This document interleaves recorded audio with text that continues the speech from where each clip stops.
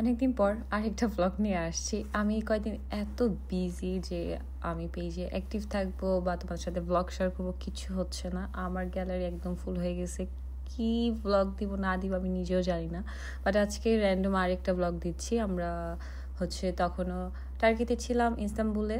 তো এটা ডে 2 3 ছিল, আমার মনে নাই সত্যি বলতে। তো সকালে উঠে আমরা ব্রেকফাস্ট করেছি আমি আর আম্মু। তো আমাদের হোটেল থেকে ব্রেকফাস্ট ছিল। তো সেদিন একটু আর্লি উঠে গিয়েছি, কারণ বাহিরে ঘুরবো, কিন্তু এত গরম। সো সকাল থেকে 12টা পর্যন্ত সুন্দর মতো থাকা যায়, তারপর আবার 12টার পর থেকে 3টা 4টা পর্যন্ত অনেক গরম পড়ে। সো ওইটা আমরা অ্যাভয়েডও করছি। এতদিন আমরা হোটেলে থাকতাম, পরে বের হতাম, কারণ এত গরমে আম্মুরও পছন্দ না ঘোরাঘুরি, আমারও পছন্দ না।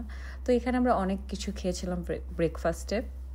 সো লাঞ্চও করা হয়নি, তো বলতে পারো যে আমরা ব্রাঞ্চ করেছি।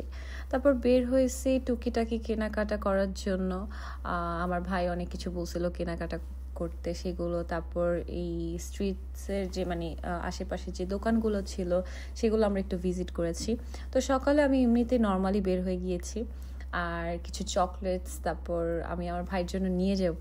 তো আম্মু আর আমি এগুলো কেনাকাটা করছি, কারণ ও আসে নাই। সো যেহেতু আমরা সবসময় সব জায়গায় ফ্যামিলি একসাথে 4জন মিলে যাই, তো পাপা আর আমার ভাই, ছোট ভাই আসে নাই, খারাপ লাগতেছিল। তো আমি চেষ্টা করতাম আমি যা খাই বা যেটা আমি নিয়ে যেতে পারবো ওর জন্য যেন পারি ওটা নিতে।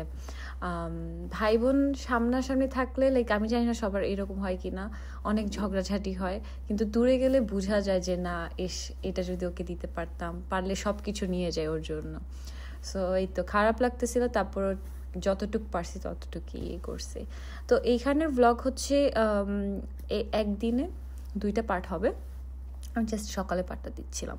এটা বাংলাদেশের সম্পাপড়ির মতো, ট্রাস্ট মি, এত ইয়ামি। একটু লাইট, যেমন বাংলাদেশে এগুলো একটু থাকে, যেমন একটু বেশি হেভি বেসন বা ইন্ডিয়ানগুলো যেগুলো আমরা খাই। এটা আম্মু বলতেছে এটা ট্রাই করতে পারো। আমার কাছে এত ভালো লাগছে, আমি লিটারালি প্রায় অর্ধেক প্যাকেট খেয়ে ফেলছি। এতদিন এত জাঙ্ক ফুড খাওয়া হয়েছে, ইনশাল্লাহ কিছুদিন পর থেকে আবার হেলদি লাইফস্টাইল ব্যাক করব। তারপর আমরা এখানে একটা সুভিনিরের শপে গিয়েছিলাম, সব ইসলামিক জিনিসপত্র, আম্মু অনেক কিছু নিয়েছে। তারপর এই সময় আমি একা বের হয়েছিলাম, আম্মু হোটেলে অলরেডি চলে গিয়েছিল, আমি লাঞ্চ নিব। তো প্রায় তখন 3টা না 4টা বেজে গিয়েছে। টার্কিতে আসছি, ডোনার কাবাব খাবো না এটা তো হয় না। সো ডোনার কাবাব আমরা নিয়েছি, একদম অথেন্টিক একটা ডোনার কাবাবের শপ। আমি লিটারালি ওখানে লোকাল পার্সনদেরকে জিজ্ঞেস করে আমি এই অ্যাড্রেসটা নিয়েছি। এটা 1922 থেকে মেবি এই শপটা। সো এটার টেস্টটা খুবই ডিফারেন্ট ছিল, খুবই আমি ছিল। আমাদের নিজেদেরই ডোনার কাবাবের শপ আছে, বাট ওই ডোনার কাবাব আর এই ডোনার কাবাব টোটালি ডিফারেন্ট। সো এই তো আমরা হোটেলে লাঞ্চ করছি, লাঞ্চ করে আমি একটু ঘুমও দিয়েছিলাম, কারণ আমার এত টায়ার্ড লাগতেছিল। ওঠার পর আমি রেডি হয়ে চলে গিয়েছি গালাতাতে। সো গালাতা একটা টাওয়ারের নাম। সো ওই টাওয়ারে গিয়েছি আমরা।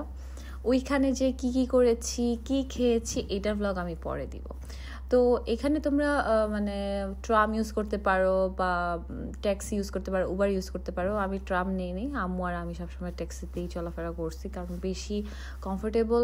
আর আমি টু বি অনেস্ট ট্রামে উঠে এত ইউজ টু না। সো আমরা ট্যাক্সি নিয়ে চলে গেছি। আর প্রত্যেকটা স্ট্রিট যেভাবে আমি বলতেছি, দেখতে এত সুন্দর মনে হয় কি সব কিছুর ভিডিও করি। এখন সব কিছু তো আর দেওয়া যায় না, তারপর যতটুকু পসিবল ততটুকু দিয়েছি। তারপর আমরা ওই সিটিতে চলে গিয়েছি, গালাতা টাওয়ারে যেখানে আছে। ওখানে যে লিটারালি মনে হয় 20 মিনিট হাঁটছি, আর রাস্তাগুলো এমন একদম উঁচু উঁচু ছিল। সো ভিডিও করতে পারি নাই, কিছু করতে পারি নাই, অনেক কষ্ট হয়েছে, হাঁটাহাঁটি করছি। তারপরও যাই হোক, এই কয়দিন আমি মনে হয় হাঁটার উপরেই আসি। আমি লিটারালি ডেইলি মনে হয় 10 কিলোমিটারের উপর হাঁটতেছি। সো তখন আর ভিডিও করা হয় না, আবার গরম তার মধ্যে। তো এই তো, আর এটার পরে ব্লগে সব কিছু আমি শেয়ার করব, আমি আবায়া পরেছি সেগুলো সব কিছু শেয়ার করব।